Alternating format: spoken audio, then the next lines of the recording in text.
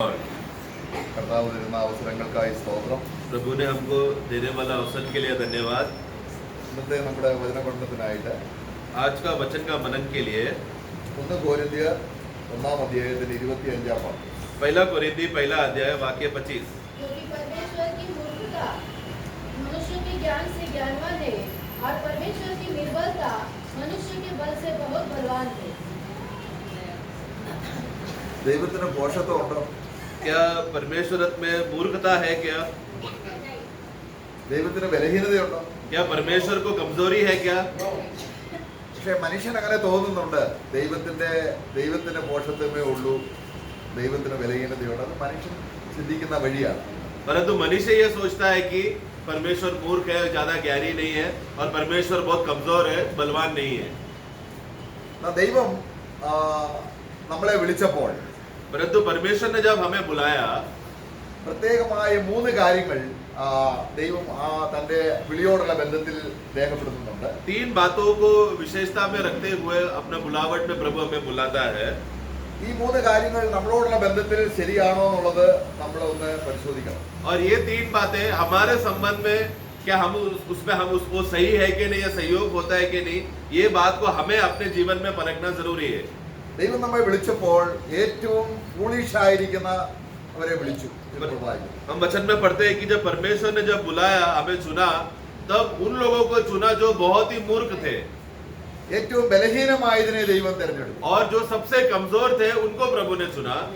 ഒന്നുമില്ലാത്തതിനെ തിരഞ്ഞെടുത്തു. और तीसरा है कि जो कुछ है ही नहीं, उन लोगों को चुना. അപ്പോൾ ദൈവം എന്താണ് ഈ കാര്യങ്ങൾ 3 കാര്യങ്ങൾ ഉദ്ദേശിക്കുന്നത് എന്ന് നമുക്ക് പരിശോധിക്കാം. तो ये 3 बातों में परमेश्वर क्या उद्देश्य करना चाहता है, ये बात को हम देखेंगे. അപ്പോൾ നമ്മൾ 1 കൊരിന്ത്യർ 1:27 വാക്യത്തിൽ വായിക്കുമ്പോൾ पहला कोरिन्थी हुई पहला अध्याय का 27 में हम पढ़ते हैं, परंतु परमेश्वर ने जगत के मूर्खों को चुन लिया है कि ज्ञानवानों को लज्जित करे. അപ്പൊ എന്തിനാണ് ദൈവം ഏറ്റവും പോഷത്വമായി തിരഞ്ഞെടുത്തത്? तो क्यों है परमेश्वर ने मूर्ख लोगों को चुना? मैं ദൈവത്തിന്റെ ജ്ഞാനം എങ്ങനെയുള്ളതാണ്? तो परमेश्वर का ज्ञान देखो किस रीति से हमें चुनते समय में. അപ്പൊ ദൈവത്തിന്റെ ജ്ഞാനത്തിൽ നമ്മൾ വഴികൾ ദൈവത്തിന്റെ വഴിയെ നമ്മൾ കാണുമ്പോൾ तो इसलिए परमेश्वर का ज्ञान किस रीति से है, उस ज्ञान के अनुसार अगर हम परमेश्वर की बातों को अगर हम खोजेंगे तो, നമുക്കത് മനസ്സിലായെങ്കിൽ और हम अगर उसको समझ पाए तो നമ്മൾ ഈ യുഗത്തിലും അടുത്ത യുഗത്തിലും നാം ആണ് ശരിയായ ബുദ്ധിമാന്മാർ. ऐसा है. तो ये युग में और आने वाले युग में हम लोग रहेंगे सच्चा बुद्धिमान लोग. ദൈവം പറയുകയാണ്, परमेश्वर कहता है, നിങ്ങളുടെ വഴിയല്ല എന്റെ വഴി. आप तुम लोग मनुष्य है, मनुष्य तुम्हारा रास्ता नहीं है, मेरा रास्ता. നിങ്ങൾ ചിന്തിക്കുന്നതല്ല ഞാൻ और ചിന്തിക്കുന്നത്. तुम लोग जिस रीति से सोचते हो वैसा नहीं है मैं सोचता. ആകാശം ഭൂമിക്ക് മീതെ ഉയർന്നിരിക്കുന്നത് പോലെ जैसा आकाश और पृथ्वी में कितना बड़ा संबंध है, कितना दूरी है, അത്രയ്ക്ക് വ്യത്യാസമുണ്ട് ലോകരുടെ ചിന്തയും ദൈവത്തിന്റെ ചിന്തയും. उतना फर्क है. संसार लोग कैसा सोचते हैं और परमेश्वर कैसा सोचते हैं. അപ്പോൾ ദൈവം നമ്മളെ വിളിച്ചപ്പോൾ इसलिए परमेश्वर ने जब हमको बुलाया, വെറും ലോകത്തിന്റെ ദൃഷ്ടിയിൽ വെറും ഫൂളിഷ് ആയിരിക്കുന്നവരെ പോഷത്വമായവരെ തിരഞ്ഞെടുത്തു. तो परमेश्वर ने जब हमें चुनते समय में संसार के नजरिए में चुने हुए लोग कौन है? एकदम मूर्ख लोग है. कुछ भी वो लोग में ऐसा कुछ भी फायदा या अच्छा बात कुछ भी नहीं है, ऐसा मूर्ख लोगों को चुना. എന്നാൽ ഈ പോഷത്വമായവർ അല്ലെങ്കിൽ ഫൂളിഷ് ആയിരിക്കുന്നവർ വിശ്വസിക്കുന്നത് എന്താണെന്നറിയാമോ? ദൈവത്തിന്റെ പോഷത്വമായ കാര്യമാണ് വിശ്വസിക്കുന്നത്. परंतु ये जो मूर्ख लोग जो सोचते हैं या जो मानते हैं, वो लोग क्या सोच रहे हैं? परमेश्वर ने किस रीति से चुना. अभी परमेश्वर किस रीति से चुना करके बोलते समय में संसार के लिए मूर्ख बात है. ये मूर्ख बात किसने चुना? समझा? हम लोगों ने समझा. എന്തിനാണെന്നറിയാമോ? क्यों? ജ്ഞാനികളെന്ന് തോന്നുന്നവരെ നിത്യമായി ലജ്ജിപ്പിക്കുവാൻ. क्योंकि इस दुनिया में जो लोग सोचते हैं कि मैं ज्ञानी हूँ, मैं बुद्धिमान हूँ, मेरे पास बहुत ज्ञान है, ऐसे ऐसे लोगों को एक दिन सबके सामने लज्जित करने के लिए.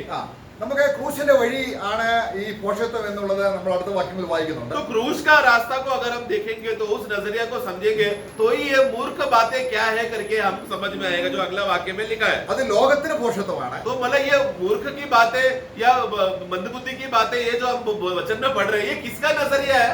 संसार लोग सोचते हैं कि ये कितना मूर्ख बात है, എന്നാൽ ദൈവത്തിന്റെ ദൃഷ്ടിയിൽ അത് ഏറ്റവും ശ്രേഷ്ഠമാണ്. परंतु परमेश्वर के नजर में सबसे श्रेष्ठ बात है वो. നമുക്ക് ഇസ്രായേൽ മക്കളെ ഒന്ന് നോക്കാം. उदाहरण के लिए इजराइल के लोगों को देखे जाए तो അവരെ ദൈവം രക്ഷിക്കുകയാണ്. प्रभु जब उनको बचा रहा है, ഏകദേശം 430 വർഷം ഇസ്രായേലിൽ അടിമകളായിരുന്ന ഒരു ജനം. लगभग 430 साल ये इजरायली लोग मिस्र देश में बंदित होकर पीड़ित थे, അവർ ഒരു ദിവസം രക്ഷപ്പെടുകയാണ്. और वो लोग एक दिन वो लोग उस नगर से बचकर बाहर आ रहे हैं. ദൈവം അവരെ രക്ഷിക്കുകയാണ്. परमेश्वर ने उनको बचाया. മനുഷ്യന്റെ വഴി എങ്ങനെ ആയിരിക്കും?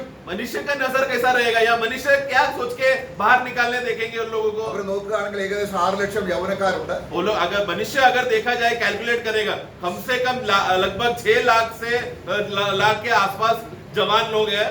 ഈ 6 ലക്ഷം പേര് കുറുവടിയായിട്ട് ഫറവോന്റെ അടുക്കിലേക്ക് മാർച്ച് ചെയ്ത് എന്ന് ഫറവോന്റെ കയ്യിൽ നിന്നും അവനെ കൊന്നിട്ട് രക്ഷപ്പെട്ടു വരിക. तो क्या मनुष्य क्या सोचेगा, इतने 6 लाख लगभग जवान लोग हैं, ये लोग सबको हथियार दे दो, ये सारा हथियार लेकर वो लोग मार्च करके फरोन के राज्य में प्रवेश कर फरोन और उसको सेना को खत्म कर देंगे और वो लोग आजादी पालेंगे. എന്നാൽ അത് ദൈവത്തിന്റെ വഴിയല്ല. ये मनुष्य जैसा सोच रहा है, लेकिन परमेश्वर का ये रास्ता नहीं था. परमेश्वर ने ऐसा नहीं सोचा था. എന്താണ് ദൈവത്തിന്റെ ഭോഷത്വം? परमेश्वर का मूर्खता यहाँ पर क्या है? ഈ രാജ്യത്തിൽ നിന്ന് വിടുവിക്കപ്പെടുവാൻ, इस राज्य से अगर बचना है तो, ഫറവോനെയും സൈന്യത്തെയും ജയിക്കാൻ, फरोन और उसकी सेना को अगर हराना है तो നിങ്ങളുടെ വീട്ടിൽ ഒരു ബലഹീനമായ ഒരു ചെറിയൊരു കുഞ്ഞാടിനെ കണ്ടു. तुम लोग क्या करना, तुम्हारा घर पे ही जो तुम लोगों ने जो तुम लोग पालन पोषण करके रखा हुआ एक मेमना रहेगा जो शुद्ध है, जिसमें कोई भी दाग जुरी नहीं या कोई भी प्रकार का कमी नहीं, ऐसा एक मेमना को तुम चुन के रखना. അത് മനുഷ്യന്റെ ബുദ്ധിക്ക് ചേർന്നതാണോ? तो मनुष्य की नजर में वो सही है क्या, या मनुष्य ऐसा बात सोच भी सकता है क्या? एक कमजोर मेमना को लेके रखने से क्या होगा? അപ്പൊ ദൈവത്തിന്റെ ഭോഷത്വം എന്താണ്? तो यहाँ पर परमेश्वर का मूर्खता क्या है? മനുഷ്യന്റെ എല്ലാ ജ്ഞാനത്തെക്കാളും വലുതാണ്. परमेश्वर का मूर्खता क्या है? अभी हमने पहला कोरिन्थ में पढ़ा कि परमेश्वर का मूर्खता सब मनुष्य का ज्ञान से भी बड़ा है. ഒരു കുഞ്ഞാടിനെ അറക്കുക, मतलब सोचो कि एक मेमना को वध किया അതിന് രക്തം കട്ടൾക്കാൽ മേൽ പുരട്ടുക. और फिर उसका लहू लेकर दरवाजे के बाहर लगाना. അതാരുടെ വഴിയാണ്? ये किसका रास्ता है? ദൈവത്തിന്റെ വഴിയാണ്. परमेश्वर का रास्ता है. നാം എങ്ങനെ രക്ഷപ്പെട്ടു? हम कैसे बच गए? ക്രൂശിന്റെ വഴിയിലൂടെയാണോ? क्या क्रूस के रास्ते से हम बचे क्या? നമുക്ക് സ്വയം രക്ഷിക്കാൻ കഴിയുമോ? क्या हम अपने आप को स्वयं के सामर्थ्य से बचा सकते हैं क्या? ഒരു കുഞ്ഞാട് ചാകുന്നതിലൂടെ, മരിക്കുന്നതിലൂടെ एक मेमना का वध होकर उस मेमना का मृत्यु के द्वारा തന്റെ ജനം മുഴുവനും വിടിക്കപ്പെട്ടു. पूरा लोग जो पीड़ित थे, जो बंदीगृह में फंसे थे, वो लोग सब स्वतंत्र पाकर बचकर बाहर निकला. ഈ ക്രൂശിന്റെ വചനം ആര് വിശ്വസിക്കും? ये क्रूस का वचन कौन विश्वास करेगा? ലോകത്തിലെ ജ്ഞാനികൾ വിശ്വസിക്കുമോ? क्या संसार के ज्ञान लोग क्रूस का वचन को मानेंगे क्या? എന്നാൽ परंतु അത് വിശ്വസിക്കുവാൻ ये मूर्खता की बातों को विश्वास करने के लिए ദൈവം നമുക്ക് ക്രൂശിന്റെ കൃപ തന്നു. परमेश्वर हमें क्रूस का अनुग्रह हमें दिया. അത് കൃപയാലല്ലോ इसलिए अनुग्रह से तो നാം വിശ്വാസം മൂലം हम രക്ഷിക്കപ്പെട്ടിരിക്കുന്നു. विश्वास के द्वारा हम बच गए. ദൈവത്തിന്റെ ഭോഷത്വം तो നമുക്ക് प्रियो, മനസ്സിലായി. इसलिए प्रियो, परमेश्वर जो मूर्खता कर रहा है, जो संसार के नजर के लोग सोच रहे हैं, वो मूर्खता हमें समझ में आया. എത്ര ശ്രേഷ്ഠമാണ്. कितना श्रेष्ठ बात है.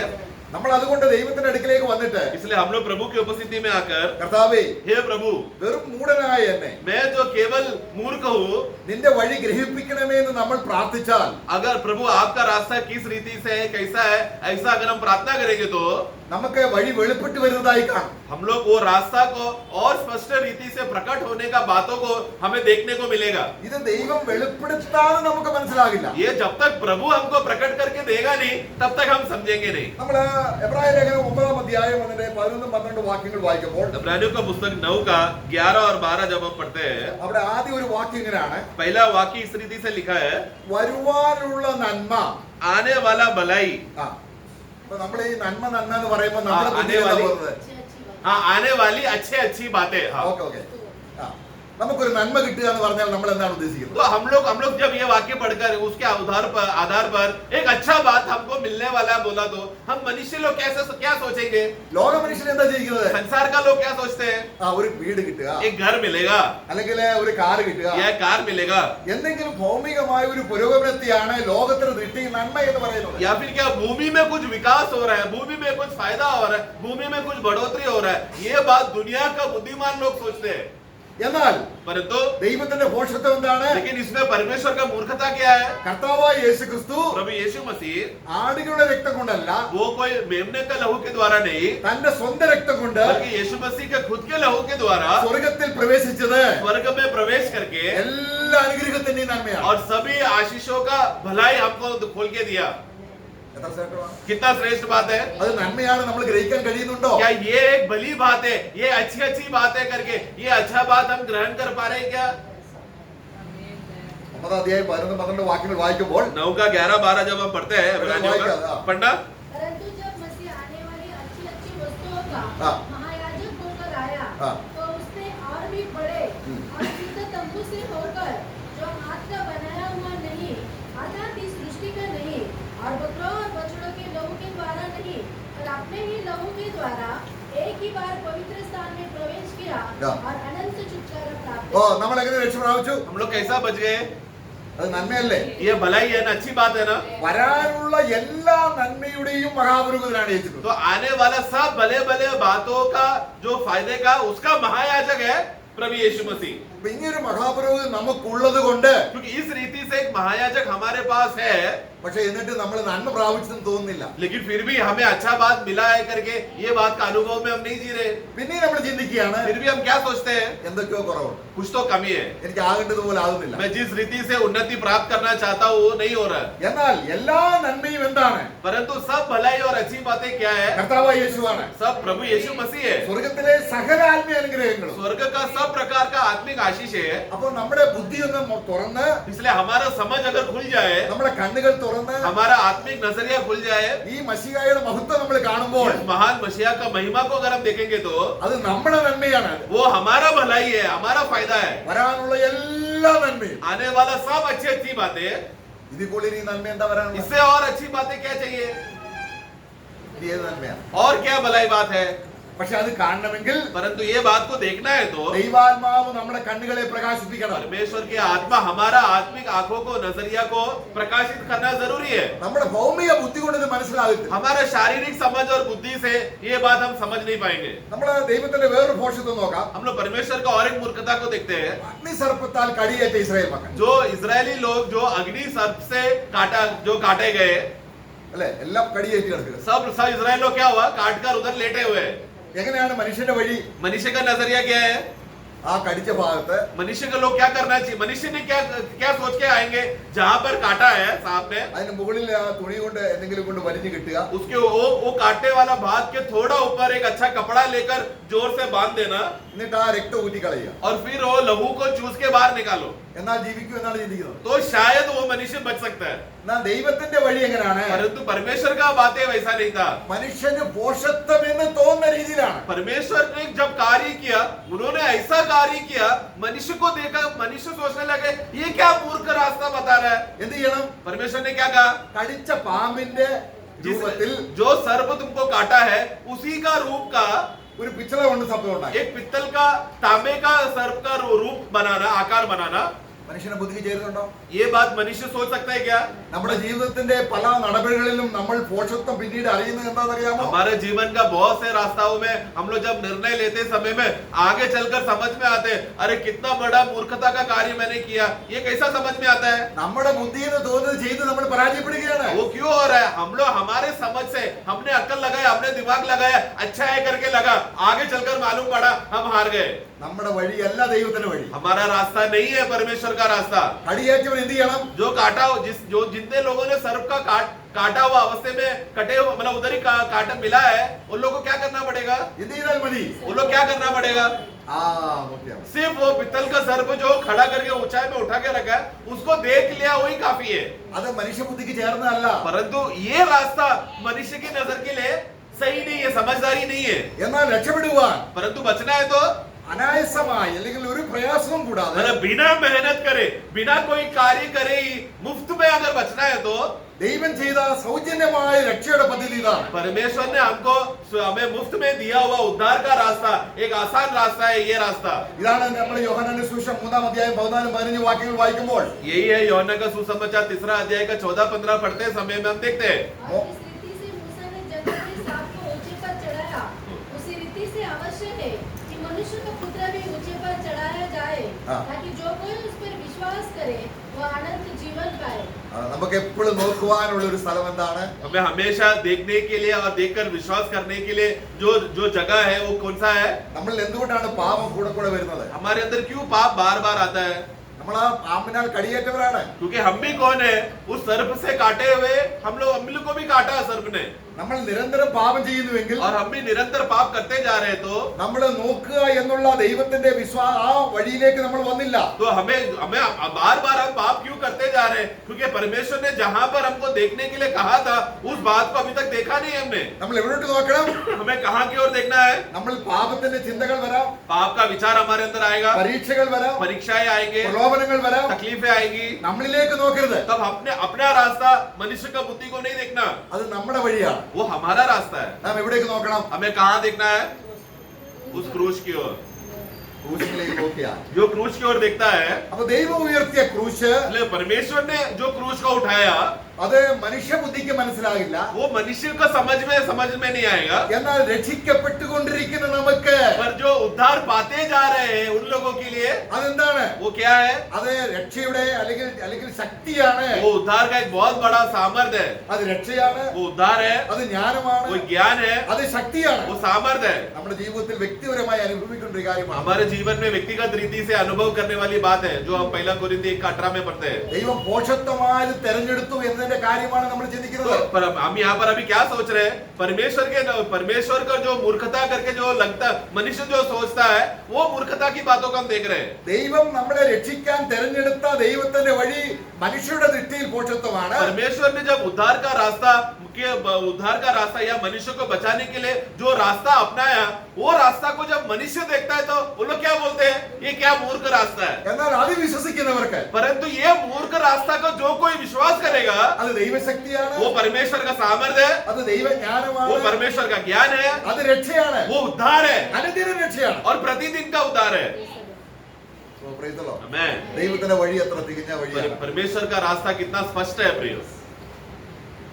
ദൈവം പോഷത്വമായി തെരഞ്ഞെടുത്തതിന് ചില വഴികളാണ് നമ്മൾ ചിന്തിച്ചു. परमेश्वर मूर्ख बातों को चुना करके और उसमें किस रीति से कार्य करते समय में वो मूर्ख समझ लगता है करके ये सब बातों को हम देख रहे हैं। നാം ഈ ക്രൂശ് എടുത്തുകൊണ്ട് നടക്കുക എന്ന് പറഞ്ഞാൽ हम लोग जब ये क्रूस उठाकर चलो करके उस वचन को ध्यान करते समय में നമ്മൾ നോക്കേണ്ടത് ക്രൂശാണ്, കഷ്ടത എടുത്തുകൊണ്ട് നടക്കാനുള്ള അർത്ഥത്തിലല്ല. तो क्रूस उठाकर चलो मतलब क्या? कष्ट उठाकर चलो करके उसका मतलब ये नहीं कि कष्ट उठाओ नहीं, उस क्रूस की ओर देखो जो प्रभु ने हमारे लिए कार्य किया है। കർത്താവിന്റെ വഴിയിലൂടെ വരിക. मतलब क्या? क्रूस उठाते समय में हमें क्या करना है? प्रभु का रास्ते में आना है। നമ്മള് ഇനിയും എരിഹോ മതിലിനെ നമ്മൾ തകർക്കുന്നതിനുള്ള ബന്ധത്തിൽ നോക്കുമ്പോൾ हमने दूसरा एक मूर्खता का बात को हम देखते हैं, वो यरीहो का जो दीवार को जो तोड़ा गया। നമ്മള് യോശുവയുടെ പുസ്തകം 6 അധ്യായത്തിന്റെ 1 മുതൽ 5 വരെ വാക്യങ്ങൾ നമ്മൾ വായിക്കണം, നമുക്കറിയാം ആ കാര്യം. वो योशुआ का पुस्तक में है, उसका 6 का 1 से 5 पढ़ते समय पढ़ना जरूरत नहीं है। അവിടെ ആ എരിഹോ രാജാവ് यरीहो में वहां का राजा ഇസ്രായേൽ മക്കൾ വരുന്നു എന്ന് കേട്ട് തങ്ങളുടെ പട്ടണം ഗേറ്റ് എല്ലാം ശക്തമായിട്ട് ഉറപ്പിച്ചു. उसने क्या किया? जब यरीहो का राजा ने देखा कि इजराइल लोग पूरा लोग वहां पर आ रहा है करके देखकर, और वो लोग ने किस रीति से मिस्र देश पर विजय प्राप्त करके आया करके बोला, तो वो लोग ने डर कर क्या किया?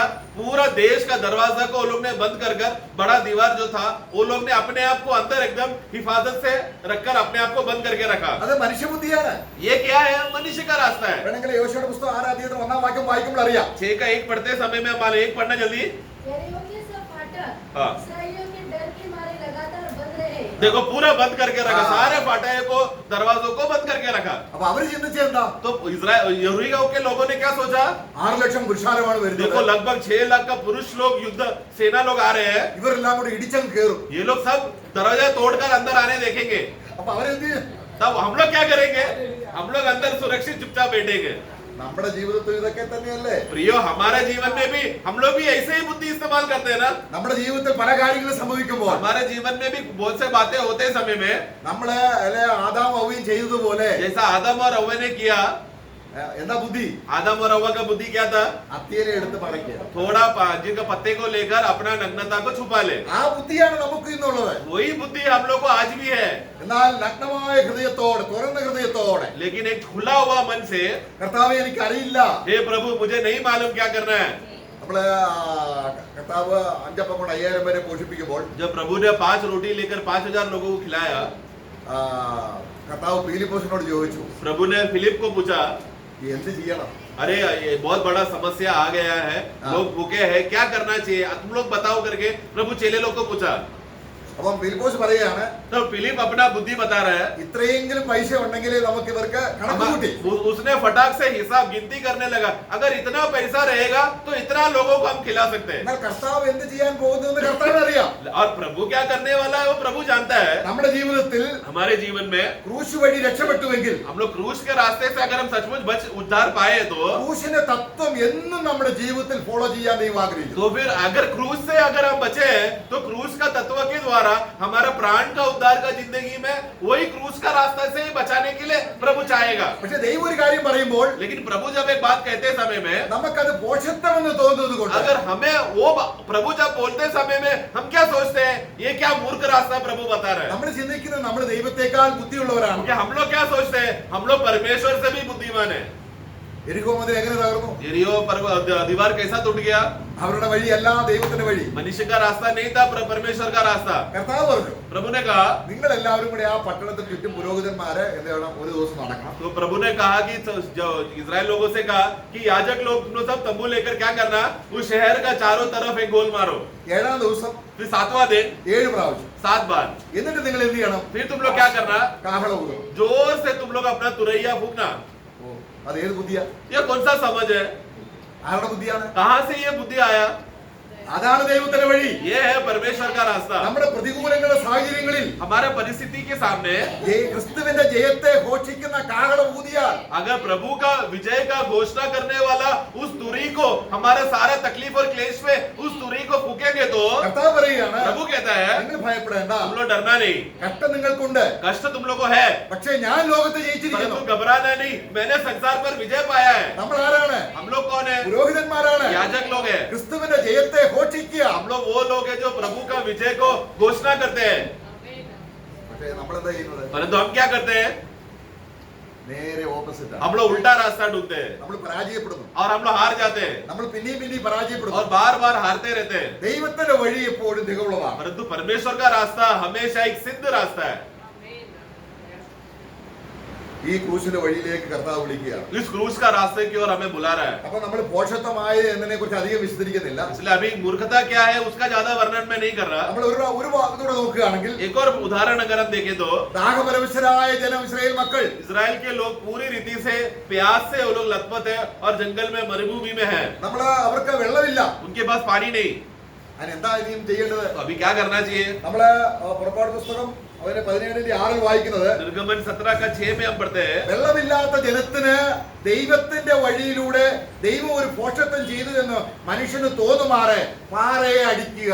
तो वहां पर पूरा मनुष्य वहां पर जो इजरायली लोग वो लोग प्यास के अवस्थे में एकदम प्यासे में है, पानी वहां पर नहीं है। उस समय में उनको पानी चाहिए था, रास्ता ढूंढने के लिए परमेश्वर एक बात वहां पर बता रहा है। लेकिन ये बात सुनकर मनुष्य के नजर में परमेश्वर का ये मार्ग मूर्खता है, क्योंकि परमेश्वर ने क्या कहा, चट्टान को जाके मारो, അല്ലേ? है ना, പാറയെ അടിക്കുക. चट्टान को मारो। ആരുടെ വഴിയാണ്? ये किसका रास्ता है? ദൈവത്തിന്റെ വഴിയാണ്. परमेश्वर का रास्ता है, അത് ക്രൂശിന്റെ വഴിയാണ്. क्रूस का रास्ता है അത് മനുഷ്യന്റെ ബുദ്ധിക്ക് അതീതമാണ്. और वो मनुष्य का समझ से भी बड़ा है। പാറയെ അടിച്ചാൽ എന്ത് കിട്ടും? चट्टान को मारेगा तो क्या होगा, पानी बहकर आएगा। ആ വെള്ളം എന്താണ്? ये पानी क्या है? ഇതാണ് സമരിയ സ്ത്രീയോട് പറഞ്ഞത്. यही बात प्रभु ने शमरिया स्त्री से कहा, നിങ്ങൾ ഈ കുടിക്കുന്ന വെള്ളമെല്ലാം പിന്നെയും പിന്നെയും നിങ്ങളെ ദാഹിപ്പിക്കും. तुम लोग जिस कुएं से खोदकर तुम पानी पी रहे हो बार बार पीते रहना पड़ेगा, क्योंकि तुमको बार बार प्यास लगता है। ഞാൻ കൊടുക്കുന്ന വെള്ളം लेकिन मैं जो पानी तुमको दूंगा അത് തന്നിൽ വിശ്വസിക്കുന്നവർക്ക് ലഭിക്കാനുള്ള ആത്മാവിനെയാണ് वो പറയുന്നത്. अपने विश्वास करने वाले लोगों को आत्मा मिलने वाला है करके उसके बारे में प्रभु कह रहा था। ആത്മാവിനെ കിട്ടാൻ നമ്മളെന്താ ചെയ്യുന്നത്? आत्मा को मिलने के लिए हमें क्या करना होगा? നമ്മുടെ വഴി വ്യത്യസ്തമാണ്. हमारा रास्ता अलग है, मनुष्य हम अलग लोग है। हमें हमको क्या करना चाहिए सचमुच? അടിക്കപ്പെട്ട പാറയിൽ उस मारा हुआ चट्टान को, നാം വിശ്വസിച്ചാൽ उस चट्टान को जिसने वो मारा वो बात को जब हम विश्वास करते हैं, ആ പാറ ക്രിസ്തുവാണെങ്കിൽ वो चट्टान अगर मसीह है तो ആ ക്രിസ്തുവിൽ നിന്ന് ഒഴുകപ്പെടുന്നത് ആത്മാ ആത്മാവാണ്. तो उस चट्टान से अगर बहकर जो पानी आ रहा है वो और कुछ नहीं, पवित्र आत्मा है। Praise the Lord. आमेन। ദൈവത്തിന്റെ വഴി എത്ര ശ്രേഷ്ഠമാണ്. परमेश्वर का रास्ता कितना श्रेष्ठ है, അതാണ് നമ്മൾ വായിക്കുന്നത്. इसलिए हम पढ़ते हैं। കർത്താവ് തന്നിൽ വിശ്വസിക്കുന്നവർക്ക് ലഭിക്കുന്ന ആത്മാവിനെ കുറിച്ച് പറയുമ്പോൾ तो अपने विश्वास करने वाले लोगों को उनको आत्मा मिलेगा करके उस विषय में प्रभु कहता है। ഗലാത്യ വിശ്വാസികൾ വ്യത്യസ്തമായ രീതിയിലാണ് ആത്മാവിനെ പ്രാപിക്കാൻ ശ്രമിക്കുന്നത്. गलते के विश्वासियों के लोगों ने एक अलग रास्ता अपनाया पवित्र आत्मा को मिलने के लिए। അവർ 3-ാം അധ്യായം അതിന്റെ 1-2 വാക്യങ്ങൾ വായിക്കുമ്പോൾ उसका गलतियों 3 का 1-2 जब पढ़ते समय में हम वहां पर देख सकते हैं। ബുദ്ധിയില്ലാത്തവരെ, हे निर्बुद्ध गलातियों, ആ, पढ़ो। इसने तुम्हें मोह लिया है। हाँ। तुम्हारी तो मानो आंखों के सामने यीशु मसीह क्रूस पर दिखाया गया। मैं तुमसे केवल यह जानना चाहता हूँ कि तुमने आत्मा को या व्यवस्था के कामों से या विश्वास के समाचार से पाया। വിശ്വാസത്തിന്റെ പ്രസംഗം എന്താണ്? तो- ഞങ്ങളോ ക്രൂശിക്കപ്പെട്ട ക്രിസ്തുവിനെ പ്രസംഗിക്കുന്നു. तो विश्वास का प्रचार क्या है, उसका समाचार क्या है कि हम लोग क्रूसित किया हुआ यीशु मसीह का सुसमाचार बांटते हैं। നമ്മളത് 1 കൊരിന്ത്യർ 1:22-23 വാക്യങ്ങൾ വായിക്കുമ്പോൾ पहला कोरिन्थी पहला अध्याय उसका 21-22 हम पढ़ते हैं। യഹൂദന്മാർ അടയാളം ചോദിക്കുന്നു, जब यहूदी लोग हमेशा चिन्ह पूछते हैं യവനന്മാർ ജ്ഞാനം അന്വേഷിക്കുന്നു, और यूनानी लोग जो है वो हमेशा ज्ञान की बातें खोजते हैं। ഞങ്ങളോ ക്രൂശിക്കപ്പെട്ട ക്രിസ്തുവിനെ പ്രസംഗിക്കുന്നു. पर हम तो क्रूस में चढ़ाया हुआ मसीह का प्रचार करते हैं। യഹൂദന്മാർ കിടർച്ചയാണ്, जो यहूदी लोगों के लिए ठोकर है ജാതികൾക്ക് ഭോഷത്വമാണ്. और अन्य जातियों के लिए मूर्खता है। എന്നാൽ വിളിക്കപ്പെട്ട ഏവർക്കും पर जिन लोगों को बुलाया गया है 24 അവർ में, ആരാണ്? वो लोग कौन है? ദൈവശക്തിയാണ്. वो लोग मसीह का सामर्थ्य है। वो ഇങ്ങനെയാണ് നമ്മൾ ആത്മാവിനെ പ്രാപിക്കുന്നത്. इस रीति से हमने आत्मा को प्राप्त किया है। യേശുവിൽ വിശ്വസിക്കുമ്പോൾ यीशु में जब हम विश्वास करते हैं, നമ്മളിലേക്ക് നിത്യജീവന്റെ ഒഴുക്കുണ്ടാകുകയും हमारे अंदर अनंत काल का जीवन का बहाव बहता है। എന്നിൽ വിശ്വസിക്കുന്നതിന്റെ ഉള്ളിൽ നിന്നും और जो मुझ पर विश्वास करेगा उसके अंदर से जीवन की नदियां का फुवारा बहेगा। അത് ആത്മാവിന്റെ ഒഴുക്കാണ്. वो क्या है? आत्मा का बहाव है। അതാണ് ആത്മാവിന്റെ ഫലമായിട്ട് വരുന്നത്. और वही आत्मा का फल बनकर हमारे अंदर कार्य करता है। എത്ര ശ്രേഷ്ഠമായിട്ടുള്ള കാര്യമാണ് കർത്താവ് നമുക്ക് വേണ്ടി ചെയ്തത്. कितना श्रेष्ठ बातें हैं प्रभु ने हमारे लिए करके रखा है। അബ്രഹാമിന്റെ വിശ്വാസം अब्राहम का विश्वास ജാതികൾക്ക് ലഭിക്കേണ്ടതിന് कि अन्य जाति को मिल जाए, അതേ ക്രിസ്തുയേശുവിലുള്ള വിശ്വാസത്താൽ ആത്മാവിനെ ലഭിക്കുന്നത് തന്നെ. और वो मसीह पर विश्वास करने से आत्मा का दान है, उसका प्रतिज्ञा था जो प्रभु ने अब्राहम को दिया था, ताकि अन्य जाति भी विश्वास करने के द्वारा मिल सके। നമ്മള് ഗലാത്യ ലേഖനം 3-ാം അധ്യായത്തിന്റെ 14-ാം വാക്യം. गलतियों को पुस्तक 3 का 14। वह इसलिए हुआ कि अब्राहम की आशीष मसीह यीशु में अन्य जातियों तक पहुंचे और हम विश्वास के द्वारा उस आत्मा को प्राप्त करें जिसकी प्रतिज्ञा। നമ്മൾ എന്താ വിശ്വസിക്കേണ്ടത്? हमें क्या विश्वास करना है? ക്രൂശിക്കപ്പെട്ട ക്രിസ്തു. क्रूस में चढ़ाया हुआ मसीह के बारे में। ക്രൂശിക്കപ്പെട്ട ക്രിസ്തുവിൽ നിന്ന് ഒഴുകി വരുന്നത് എന്താണ്? क्रूसित किया हुआ मसीह को बारे में विश्वास करेगा तो उससे क्या बहकर आएगा? ആത്മാവ്. आत्मा बहकर आएगा। അങ്ങനെ ആത്മാവിനെ ലഭിക്കുവാൻ इस रीति से आत्मा को प्राप्त करने के लिए കർത്താവ് ഒരുക്കിയ വഴിയാണ് ക്രൂശ്. प्रभु ने रास्ता जो तैयार करके रखा है वो है क्रूस का रास्ता। ഇനിയുള്ള ജീവിതം ആത്മാവിനുള്ള ജീവിതമാണ്. अभी का आगे का जीवन, विश्वासी का आगे का जीवन क्या है?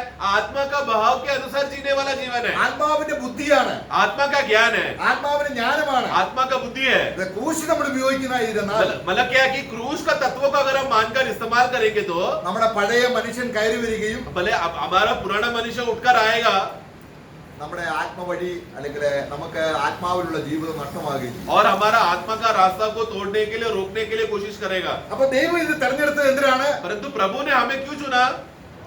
ജ്ഞാനികൾ എന്ന് പറയുന്നവരെ जो लोग बोल रहे संसार में कि हम ज्ञानी हैं, അവരെ ലജ്ജിപ്പിക്കുവാൻ. उनको लज्जित करने के लिए। Praise the Lord. Amen. നമ്മളത് കാണാൻ പോവുകയാണ്. वो बात को हम आगे चलकर देखेंगे। നമ്മൾ കർത്താവിന് മഹത്വം പ്രാപിക്കുമ്പോൾ एक दिन जब हम लोग को महिमा मिलेगा, ലോകത്തെ ജ്ഞാനികൾ എന്ന് പറഞ്ഞവരെല്ലാം संसार में जितने भी लोगों ने कहा कि मैं ज्ञानी हूँ, ലജ്ജയോടെ ആയിത്തീരുന്ന ഒരു ആ സ്ഥിതിയിലേക്ക് നമ്മുടേതായിരിക്കുന്ന ആ പൗരോഹിത്യവും നമ്മുടേതായിരിക്കുന്ന ആ വിശ്വാസം ഉയർന്നു വരും. वो लोग जब देखेंगे कि जो मंडली का याजकीय सेवा और अधिकार का पद, उनको तेजस और महिमा को जब ये संसार के बुद्धिमान लोग जब देखेंगे तो क्या होगा? वो लोग पूरा लज्जा से भरकर सर झुककर लज्जा में गिर जाएंगे। പോഷത്വമായത് എന്നതിനെ ഇത്രയും അധികം ചിന്തിക്കുന്നു. तो मूर्खता का विषय का जो बातें था इतना काफी है करके मैं विश्वास करता हूँ। ഇനി നമ്മൾ അടുത്ത് चिंतिക്കുന്നത് अभी हम आगे देख रहे हैं ബലഹീനമായത്. जो बात कमजोर है। पहला कोरिन्थी में ബലഹീന 1 കൊരിന്ത്യർ 1:27 വാക്യം. उसका 27:1 का बी पार्ट, परमेश्वर ने जगत के निर्बलों को चुन लिया निर्बल लोगों को या कमजोर लोगों को चुना, कि बलवानों को लज्जित करे। हमें എന്താണ് ഇനി ദൈവത്തിന്റെ ബലഹീനത? अभी परमेश्वर का कमजोरी क्या है? ദൈവത്തിന്റെ പോഷത്വം എന്താണെന്ന് കണ്ടു. हमने 25वां वाक्य फिर से पढ़ना। क्योंकि परमेश्वर की मूर्खता मनुष्य हाँ, ओके, देखो वो परमेश्वर का मूर्खता को हमने देखा। फिर हाँ। आगे बी पार्ट आगे और परमेश्वर की निर्बलता हाँ। मनुष्यों के बल से बहुत वो क्या है? अभी परमेश्वर का निर्बलता, ഇനി ദൈവത്തിന്റെ ബലഹീനത നമുക്ക് നോക്കാം. परमेश्वर का निर्बलता को देखेंगे। നോക്കുക, നമ്മുടെ ഇസ്രായേൽ രാഷ്ട്രം മുഴുവനും, देखो മിസ്രയീം രാഷ്ട്രം മുഴുവൻ, पूरा मिस्र देश को ഫറവോൻ അവന്റെ സൈന്യമുണ്ട്, फरोन के पास उसका सेना है, അവർ ഭയങ്കര ശക്തികളാണ്, वो लोग बहुत ही ശക്തിശാലികളാണ്. सामर्थी वीर है, शक्तिशाली वीर लोग सेना है उसमें। അത് ഫറവോന്റെ കുതിരകൾ എന്ന് പറഞ്ഞാൽ ഭയങ്കര ശക്തിയുള്ള കുതിരകളാണ്. फरोन का जो घुड़सवार है या जो घोड़ा है, जो रथ है, वो बहुत ही शक्तिशाली घुड़सवार और रथ है। ഈ രാഷ്ട്രത്തെ മുഴുവനും, ये ऐसा शक्तिशाली राष्ट्र को അവരുടെ സൈന്യത്തെ മുഴുവനും और उसका पूरा सेना को എപ്പോഴും ഭയത്തിലും മുൾമുനയിലും നിർത്തിയ ഒരു കാര്യമുണ്ട്. उन लोगों को हमेशा एक बात जो डर के रखा था, ഒരു കാര്യം, एक बात था जो डर का कांटे में रखा था, ഒരു ബലഹീന കാര്യം. एक कमजोर बात। അതെന്താണെന്നറിയാമോ? वो क्या है? മോശയുടെ വടി. मूसा का काटी या लकड़ी। നോക്കുക, मूसा का लकड़ी हमेशा पूरा मिस्र देश को और सेना को डरा के रखा था। ഈ മിസ്രൈമിന്റെ ശക്തിയുടെയും സൈന്യത്തിന് മുമ്പിൽ മോശയുടെ വടി ആടിനെ തീറ്റിക്കൊണ്ടിരുന്ന വടിയാണ്. तो देखो ये इतना सारा शक्तिशाली जो फरोन है और उसका सेना है, मूसा सिर्फ एक लकड़ी लेकर आकर खड़ा हो गया तो उन लोगों का पूरा शक्ति उसमें काम नहीं कर पाया। और ये कौन सा लकड़ी है? जो भेड़ों को चलाने वाला उस समय का लकड़ी था। ये അത് വെറും വടിയാണോ? एक साधारण काटी है क्या? ഏറ്റവും ബലഹീനമാണ്. बहुत ही कमजोर लकड़ी है वो, उसमें कुछ खासियत नहीं है। 10 ബാധകൾ അതിനെ നടത്തി. परंतु उस लकड़ी, जब प्रभु ने उस लकड़ी दिया तो 10 प्रकार का जो वादाएं है या श्राप है मिस्र देश पर आ गया। അവൻ ആ വടി നീട്ടിയപ്പോൾ, उसने जब वो छड़ी लेकर सामने दिखाया तो, ആ ബലഹീനമായ വടി वो നീട്ടിയപ്പോൾ कमजोर लकड़ी को दिखाया तो നൈൽ എന്ന് പറയുന്ന നദി उस समय का नैल का जो नदी है, മിസ്രൈമിനെ പുഷ്ടിപ്പെടുത്തിയ, जो पूरा मिस्र देश को पालन पोषण करके पुष्टि करके बलवंत करके खाना देता है, ആ നദി वो नदी നിമിഷ നേരം കൊണ്ട് पल भर में എന്തായി തീർന്നു? क्या हो गया? लहू बन गया, खून बन गया। ഏറ്റവും ബലഹീനമായ, मतलब एकदम जो परमेश्वर के लिए जो कमजोर बात है, वो कमजोर बात से लेकर प्रभु ने क्या किया? पूरा मिस्र देश को रुलाया। പിന്നെ നമ്മൾ ആ വടിയുടെ അത്ഭുതമാണ് പിന്നെ കാണുന്നത്. 10 പാതകളും. तो उसके बाद आगे आगे चल चल कर और भी 9 वीर कार्य उस लकड़ी के द्वारा हुआ। നമ്മളത് വായിക്കുമ്പോൾ അത് കാണുന്നുണ്ട്. हम लोग उस छड़ी के उसके बारे में अध्यायों में हम पढ़ते हैं। എന്നാൽ ഈ വടിയുടെ തത്വം എന്താണ്? इस छड़ी का तत्व എന്താണ് क्या ഈ है? വടി? ये छड़ी क्या तत्व क्या है? वो छड़ी നമ്മൾ അതിന്റെ 4-ാം അധ്യായത്തിന്റെ 2-ാം വാക്യം വായിക്കുമ്പോൾ, निर्गमन പുറപ്പാട് പുസ്തകം 4:2, निर्गमन का पुस्तक 4:2 पढ़ते समय में वहां पर एक बात को हम देखते हैं। यहोवा ने उससे कहा, तेरे हाथ में वह क्या है? वह बोला, लाठी। ഓക്കെ, നിന്റെ കയ്യിൽ എന്തുണ്ട്? तेरे हाथ में क्या है? लाठी। लाठी है। ആ വടി എന്തിനാ? वो लाठी क्यों है? क्या करता है वो लाठी? ആ, അല്ലേ? ഇപ്പൊ മോശയ്ക്ക് എത്ര വയസ്സായി? मूसा को अभी कितना उम्र हो गया? ഏ? എത്ര വയസ്സായി? 80 ഏ? 80. 80 ആ, 80. താൻ ബലഹീനനാണോ? तो मूसा का उम्र के हिसाब से देखा जाए तो मूसा बलवान है क्या कमजोर है? ബലവാനാണോ? बलवान है क्या कमजोर है? ഇല്ല, അവൻ ഇപ്പോഴും ബലഹീനായിട്ടില്ല. परंतु अभी भी वो कमजोर मतलब कमजोर हुआ नहीं है। अभी भी उसमें बहुत शक्ति है, वीर है वो। അവിടെ അപ്പോസ്തലപ്രവൃത്തി 7:22 വായിക്കുമ്പോൾ, प्रेरितों का कार्य 7:22 जब हम पढ़ते हैं, ആ, पढ़ेंगे प्रेरितों का कार्य 7:22। मूसा को मिस्रियों की सारी विद्या हाँ। बताई गई हाँ। और वह वचन और कर्म दोनों में सामर्थ्य था। ആ, മോശ എങ്ങനെയുള്ളവനാണ്? मूसा कैसा एक व्यक्ति है? മിസ്രൈമിലെ എല്ലാ വിദ്യയും അറിയാം. सब प्रकार का मिस्रैम का विद्या वो जानता है അവന് എല്ലാ ശാസ്ത്രവും അറിയാം. और सब प्रकार का शास्त्र जानता है। ആ വടി और वो छड़ी लेकर आया। നിലത്തിടാൻ പറഞ്ഞു. जब प्रभु ने उसको वो काटी को नीचे डालने के लिए कहा तो അപ്പോൾ നിലത്തിട്ടപ്പോൾ എന്തായി? नीचे गिरते ही क्या हो गया? പാമ്പായി. वो एक सर्प बन गया। ഇതാണ് മോശ. वो सर्प किसको दिखाता है? നിന്റെ ജ്ഞാനം, मूसा का स्वभाव को दिखाता है। हाँ। तेरा जो ज्ञान है, നിന്റെ ജ്ഞാനം, तेरा बुद्धि, നിന്റെ സാമർത്ഥ്യം, तेरा जो बल है, നിനക്ക് എന്തുണ്ട്? तेरे पास जो भी प्रबलशाली है, इतना उम्र होने के बाद भी तेरे पास जो बल है, ഇപ്പോഴും अभी भी നീ ഉറച്ചു നിൽക്കുകയാണ് അതിലെ. तू अभी भी तू उसी जो मिस्र से तुझे जो सिखाया हुआ विद्या उसी पर तू आश्रय कर कर जी रहा है। ഞാൻ ചിന്തിക്കുന്ന ആദ്യമായിട്ടാണ് മോശ പേടിക്കുന്നത്. मैं विश्वास करता हूँ कि शायद पहले बार मूसा डर गया रहेगा कि लकड़ी अचानक सर्प बन गया तो തന്റെ സ്വഭാവം താൻ കണ്ടപ്പോൾ क्यों जब वो लकड़ी को सर्प बनते हुए देखते समय में मूसा क्या देख रहा है? अपना ही स्वभाव को देख रहा है. കർത്താവിന്റെ വഴിയിൽ നടക്കണമെങ്കിൽ अगर प्रभु का रास्ते में चलना है तो നമ്മുടെ സ്വഭാവം ദൈവം വെളിപ്പെടുത്തിയിട്ട് हमारा स्वभाव को प्रभु पहला प्रकट करेगा. നമ്മളിലൊരു നന്മയില്ലെന്നും हमारे में कोई भलाई नहीं है. എനിക്കെല്ലാം കർത്താവാണെന്നും വെളിപ്പെടാതെ ഇരിക്കുന്ന ഒരു വ്യക്തിക്ക് जब तक मेरा सब कुछ प्रभु है करके मेरा सब क्षेत्र में प्रभु ही मेरा सहारा आश्रय, प्रभु ही मेरा सब कुछ है, जब तक एक व्यक्ति को ये बात बोलते नहीं होगा ദൈവത്തിന്റെ കൃപ അവൻ അന്യമാണ്. प्रभु का अनुग्रह उसके लिए एक अन्य बात रहेगा. അവൻ ഭയപ്പെട്ടു. वो डर गया. അപ്പൊ കർത്താവ് പറഞ്ഞു, तब प्रभु का कहा നീ ഭയപ്പെടുവൊന്നും വേണ്ട, तू डर मत, ഇത് നീ തന്നെയാണ്. ये तू ही है, പക്ഷെ എനിക്ക് നിന്നെ ഉപയോഗിക്കാൻ കഴിയും. परंतु मैं तुझे ऐसे हालत में भी इस्तेमाल कर सकता हूँ. നീ എന്ത് ചെയ്യണം? तू क्या करना? നിന്റെ വിദ്യാഭ്യാസം, तू तेरा विद्या है, നിന്റെ കഴിവ്, तेरा सामर्थ्य, നിന്റെ സാമർത്ഥ്യം, तेरा बुद्धि, അതിനെ എല്ലാം ये सब बातों को തലകീഴായി പിടിക്കണം. उसको तू पैर तले उल्टा पकड़, सर नीचे और पैर ऊपर, ऐसा उल्टा हो जा. Praise the Lord. मतलब पूंछ को पकड़ के.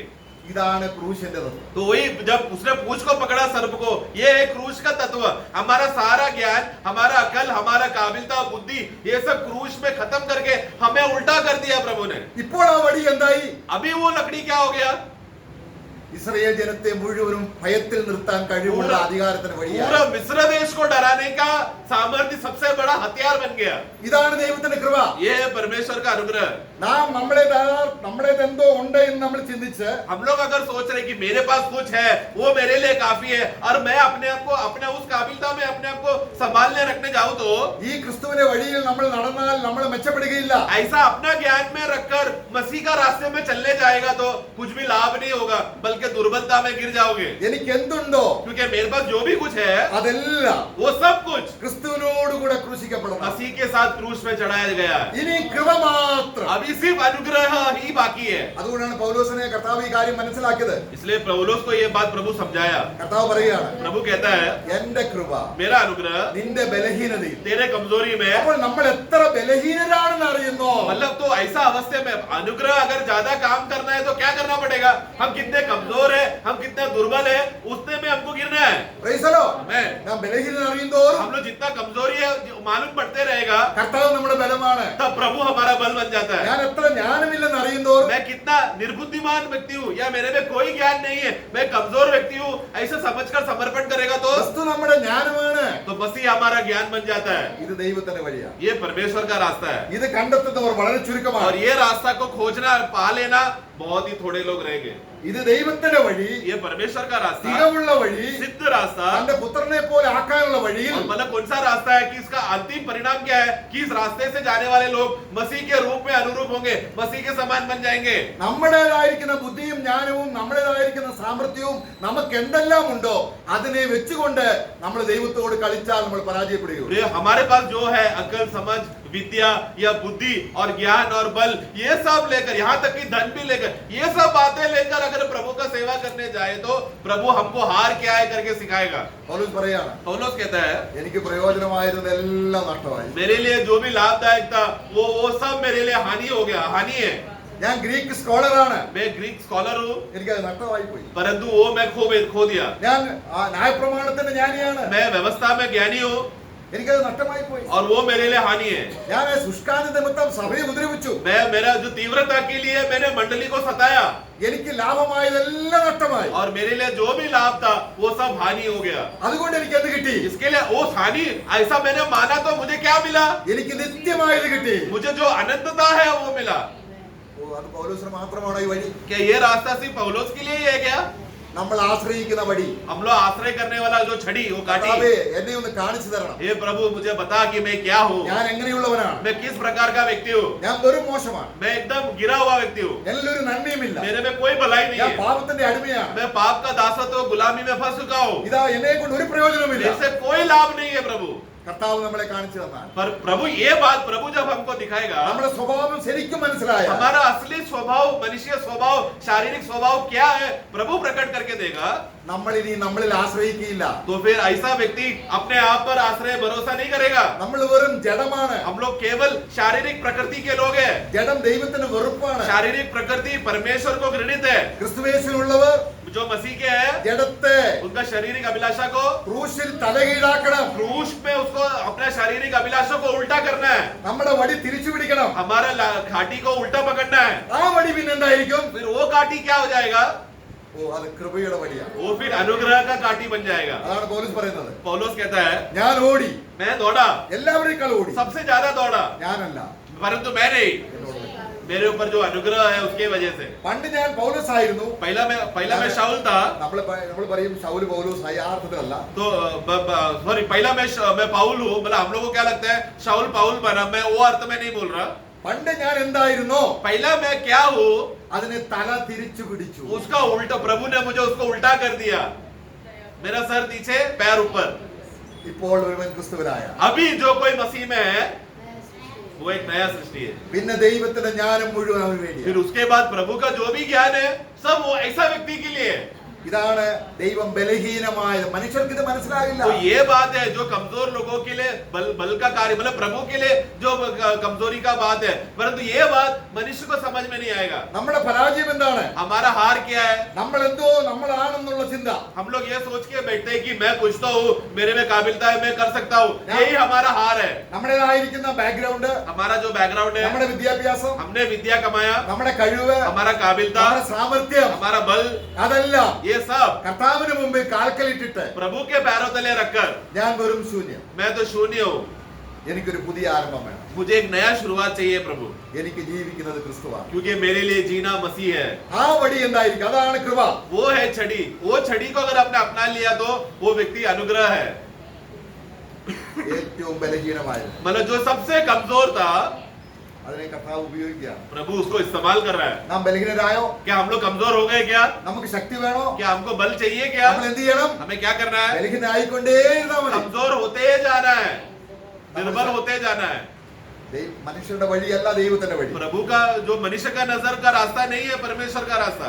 നമ്മള് ഏറ്റവും ബലഹീനമായത്, जो सबसे कमजोर था, നമ്മൾക്കറിയാം, നമ്മള് ഇസ്രായേലിനെ രക്ഷിക്കാനായിട്ട് ശിംശോൻ വരികയാണ്. वहां पर हम देखते इजराइल को बचाने के लिए शिमशोन वहां पर आया. നമ്മൾ 1 ശമൂവേൽ 17 40 മുതൽ 50 വരെയുള്ള വാക്യങ്ങൾ വായിക്കുമ്പോൾ, पहला शमूएल അത് വായിക്കണ്ട, उसका 17 का 40 से जब पढ़ते समय में वहां पर हम देखते സോറി, നമ്മള് ന്യായ. അവിടെ നമ്മള് ദാവീദിനെ കാണുകയാണ്. सॉरी हम लोग शमशोन का नहीं, हम लोग दाऊद के बारे में देख रहे हैं. नाम गलत बोला, सॉरी. 1 ശമൂവേൽ 17 50 വാക്യം ഒന്ന് വായിക്കാം. पहला शमूएल 17 का 50 पढ़ना. वो दाऊद ने बलिष्ठी हाँ. और एक ही पत्थर के द्वारा प्रबल होकर उसे मार डाला. ഓക്കെ, और आगे നമ്മള് परंतु दाऊद के हाथ में तलवार न थी. हाँ, ഇവിടെ നമ്മൾ നോക്കുക, यहाँ पर देखना. വളരെ ശക്തനായ 6 അടി ഉയരമുള്ള ഗദകളുള്ള ആ വലിയ ഗോലിയാത്ത്. वहां पर गोलियात है जो बहुत लंबा है, बहुत वीर है, भयानक है और एकदम घुड़सवार, सब प्रकार का हथियारों को लेकर, कवच लेकर पहनकर आया हुआ एक शूरवीर फिलिस्ती देश का. ഈ ഗോലിയാത്തിനോട് ശക്തി നിമിത്തം ഇടപെടാൻ ദാവീദിന് കഴിയില്ല. ये गोलियात जो एकदम शक्ति से भरकर आया है, दाऊद भी अपना शक्ति लेकर गोलियात को हरा नहीं सकता. ഇവിടെ ദൈവത്തിന്റേതായിരിക്കുന്ന ജ്ഞാനം വേണം, ബലഹീനത വേണം. परंतु यहाँ पर परमेश्वर का ज्ञान चाहिए और क्या कमजोरी है, निर्बलता क्या है, वो जरूरी है. അവൻ എത്രയോ ബലഹീനനെന്ന് അറിഞ്ഞു. दाऊद कितना निर्बल है करके जाना. കാര്യം നേരത്തെ परंतु पहले ഒരു സിംഹം നേരിട്ടപ്പോൾ जब उसके सामने एक सिंह आया, അവൻ ദൈവത്തിൽ ആശ്രയിച്ചു. उसने प्रभु पर आश्रय किया, സിംഹത്തെ വലിച്ചു കീറി. उसने सिंह को फाड़ दिया. അപ്പോൾ ദാവീദിനറിയാം, तब दाऊद जानता है, ഇത്രയും ശക്തനായ സിംഹത്തെ ഇടപെടാൻ ദൈവത്തിന്റെ ശക്തി എനിക്ക് വേണം, ഞാൻ എന്നെ കൊണ്ട് കഴിയില്ല. तो दाऊद एक बात पहचान लिया, समझ गया, कितना भी बड़ा शक्तिशाली जानवर मेरे सामने अगर आ रहा है, मुझे अगर जीतना है तो मुझे प्रभु चाहिए. प्रभु अगर मुझे बल नहीं देगा तो मैं कोई भी जानवर को हरा नहीं सकता. പിന്നീട് ഒരു കരടി, उसके बाद एक भालू आया. തനിക്ക് അനുഭവമുണ്ട്. तो दाऊद को अनुभव है वीरों के मतलब जंगली जानवरों के साथ झगड़ा करके, उसको एक्सपीरियंस है झगड़ा करने का। അതാണ് പൗലോസ് പറയുകയാണ്, पौलुस कहता है നമ്മുടെ മുമ്പിൽ എന്തും വരട്ടെ, हमारे सामने कुछ भी क्यों ना आए, മരണം വരട്ടെ, मृत्यु भी क्यों ना आए, ദാരിദ്ര്യം വരട്ടെ, दरिद्रता आए, വാള് വരട്ടെ, तलवार आने दो, ഭീഷണി വരട്ടെ, लोग तुमको गालियां देकर या तुमको डराने देखे, നമ്മെ സ്നേഹിക്കുന്നവൻ മുഖാന്തരം परंतु जो हमसे प्रेम करता है उसके द्वारा നാം ബലഹീനരാണെന്നും हम लोग कमजोर है तो യേശു ശക്തനാണെന്ന് വിശ്വസിച്ചാൽ हम लोग निर्बल है, ऐसे समय में प्रभु बलवान है, ये बात विश्वास किया तो हमें, കാരണം ജയം എപ്പോഴും, കാരണം യുദ്ധം യഹോവയ്ക്കുള്ളതാണ്. क्योंकि जय कभी आएगा जब ये बात माने कि युद्ध हमेशा यहोवा का है। അമ്പ കൊണ്ടും വില്ലുകൊണ്ടും അല്ല ദൈവം ജയിക്കുന്നത്. हम लोग कोई जो तीर या बाण से नहीं हम लोग युद्ध जीतते हैं। ജയത്തിന് കുതിര വ്യർത്ഥമാകുന്നു. हम लोग विजय का घोड़ा लेकर विजय करने का कोशिश करें तो वो कार्य व्यर्थ हो जाएगा। നമ്മുടെ ജീവിതത്തിൽ നമ്മുടെ പഴയ ബുദ്ധി നമ്മൾ ഉപയോഗിക്കുമ്പോൾ, हमारे जिंदगी जीते समय में पुराना समझ या पुराना अक्ल इस्तेमाल किया तो നമ്മൾ ദൈവത്തോട് മത്സരിക്കുന്നവരായിട്ട് മാത്രം തിരികെ. तो हम लोग क्या कर रहे हैं, ऐसे समय में हमारा ज्ञान लेकर हम लोग कार्य करेंगे तो हम लोग सिर्फ और सिर्फ परमेश्वर से बलवा कर रहे हैं। കർത്താവിനോട് പറയണം, प्रभु से कहना है, കർത്താവേ ഞാൻ ബലഹീനനാണ്. हे प्रभु मैं कमजोर हूँ। ആസാ എന്ന് പറയുന്ന രാജാവുണ്ട്. आसार का नाम का एक राजा था। തനിക്കെതിരെ വലിയ സൈന്യവുമായിട്ട് ആ ശത്രുപക്ഷം വന്നപ്പോൾ जब शत्रु का राजा बड़ा सेना लेकर उसके खिलाफ आया तो അവൻ ദൈവത്തോട് പറയുകയാണ്, वो परमेश्वर से कहता है, കർത്താവേ हे प्रभु ഒരു ബലവാനായ ഒരു മനുഷ്യന്റെ മുമ്പിൽ एक बलवान मनुष्य के सामने ഒരു ബലഹീനനെ നീ കണ്ടുവെങ്കിൽ अगर एक कमजोर व्यक्ति को अगर आपने देखा है तो അങ്ങ് ആരെ സഹായിക്കും? आप किसको मदद करेगा? ബലഹീനന് കാണുന്നവനെ जो कमजोर है देखता है उसको आप मदद करोगे। നാം ബലഹീനൻ എണ്ണുന്നോ? अब क्या अपने आप को देखते हैं क्या कि हम लोग निर्बल है करके? നമ്മൾ ക്രിസ്തുവിന്റെ ജയം നമുക്ക് ഘോഷിക്കാൻ കഴിയും. ऐसे समय में हम लोग प्रभु का वीर का घोषणा को हम लोग घोषणा कर सकते हैं। അത് ജീവിതത്തിന്റെ ദിനങ്ങളിലെല്ലാം അനുഭവിച്ചറിയുവാൻ और वो जीवन का प्रतिदिन का अनुभव में हम लोग जीवन का रीतियों में हम लोग अनुभव कर पाएंगे। നമ്മളെല്ലാത്തിലും നമുക്ക് ജയം കിട്ടുന്നത് हम लोग सब बातों में हमको जो जय मिलता है, കർത്താവേ हे प्रभु ഞാൻ ബലഹീനനാണ്, मैं कमजोर हूँ, निर्बल हूँ, ഞാൻ നിന്നെ ആശ്രയിക്കുന്നു, मैं आप पर ही आश्रय करूंगा നീ अല്ലാതെ എനിക്കൊരു വഴിയില്ല, क्योंकि आपके अलावा और कोई रास्ता नहीं है। എന്റെ ബുദ്ധിയോ എന്റെ കഴിവോ അത് ഫലപ്രദമാകുകയില്ല. मेरा समझ और मेरा काबिलता और मेरा एक्सपीरियंस ऐसे टाइम में काम नहीं आएगा। അതിനെല്ലാം തലകീഴായി പിടിക്കാൻ ഞാൻ ആഗ്രഹിക്കുന്നു. तो ये सब बातों को मैं उल्टा करना चाहता हूँ प्रभु। ഒരു ദിവസം एक दिन അതേ കർത്താവേ ഞാൻ നിന്നോടുകൂടെ മരിച്ചപ്പോൾ मैं जब एक दिन आपके साथ मरा, ഇതെല്ലാം എന്നിൽ നീങ്ങി, ये सब मेरे अंदर का स्वयं का जो भी बातें था वो हट गया, നിന്റെ ആത്മാവിന്റെ ശക്തി, और आपका आत्मा का सामर्थ ഞാൻ ആത്മാവിൽ നിറഞ്ഞവനായിട്ട് मैं आत्मा से भरकर നിറയുവാൻ भर जाने के लिए ഞാൻ ബലഹീനനാണെന്ന് കാണുവാൻ എന്നെ സഹായിക്കണം. मैं कमजोर हूं करके मुझे बतला, ताकि मैं आत्मा में भर जाऊं। ഇങ്ങനെ നമ്മൾ കർത്താവിനോട് യഥാർത്ഥത്തിൽ ഒരു ആശ്രയ ജീവിതത്തിൽ വരുമ്പോൾ इस रीति से प्रभु की उपस्थिति में आश्रय कर अपने आप को समर्पण करके एक जीवन जिएगा तो ദൈവം ബലഹീനമായത് തിരഞ്ഞെടുത്ത് എന്തിനാണെന്ന് അറിയാമോ? പ്രഭു- ഈ ലോകത്തിൽ ബലമെന്ന് തോന്നുന്നതിനെ ലജ്ജിപ്പിക്കുവാൻ. प्रभु निर्बल लोगों को क्यों चुना? निर्बल लोगों को क्यों इसलिए चुना ताकि ये धनवान में जो लोग, जो दुनिया के लोग जो सोचते हैं कि हम लोग बलवान हैं, उन लोगों को लज्जित करने के लिए। Praise the Lord. मैं ഇത് നമ്മുടെ ക്രിസ്തീയ ജീവിതത്തിന്റെ അനുഭവമാകണം. ये हमारा मसीह जीवन का एक अनुभव होना चाहिए। ക്രൂശ് എടുത്തുകൊണ്ട് ദിനംതോറും എന്റെ പിന്നാലെ വരിക എന്ന് പറഞ്ഞാൽ इसलिए प्रभु का वचन कहता है कि प्रतिदिन अपना क्रूस उठाकर मेरे पीछे हो लो। उसका मतलब നമ്മളെ തലകീഴാക്കാണ്. हमें ही उल्टा कर दिया, हमारा सिर नीचे, हमारा काबिलता, हमारा बल जो भी है वो नीचे गिर गया, वो नहीं है अभी आश्रय। നമുക്ക് കഴിയാത്ത കാര്യങ്ങൾ കർത്താവ് ചെയ്തു തരുമെന്നല്ല, ऐसा नहीं सोचना कि हमसे जो करने के लिए नहीं होगा वो कार्य प्रभु करके देगा। കർത്താവ് പറയുകയാണ്, प्रभु कहता है എന്നെ പിരിഞ്ഞ് നിങ്ങൾക്കൊന്നും കഴിയത്തില്ല. मुझे छोड़ तुझे कुछ भी करने नहीं होगा। നമ്മൾ കർത്താവിന്റെ വചനം യഥാർത്ഥമായിട്ട് നമ്മൾ മനസ്സിലാക്കിയാൽ, अगर प्रभु का वचन को सही अर्थ से अगर हम समझेंगे तो ആ കർത്താവിന്റെ വിജയത്തെ വെളിപ്പെടുത്താനുള്ളവരാണ് നമ്മൾ ഫലം കൊണ്ടുവരികയാണ്. हम लोग कौन है? हम लोग वो लोग हैं जो प्रभु का जो विजय है, जो जय है, उसको प्रकट करके दिखाने वाले लोग हैं। क्योंकि हम लोग केवल डाली है, डाली का काम सिर्फ फल दिखाना है। फल मतलब क्या? प्रभु का जय को प्रकट करके दिखाना। അപ്പോൾ ബലഹീനം എന്നതിന്റെ ഇത്രയും അധികം ചിന്തിക്കുന്നു. तो निर्बलता की बातें भी इतना काफी है, मैं विश्वास करता हूँ। പിന്നെ മൂന്നാമതായിട്ട് ഏതുമില്ലാത്തത്. और फिर तीसरा बात हम देखते हैं जो कुछ भी नहीं है।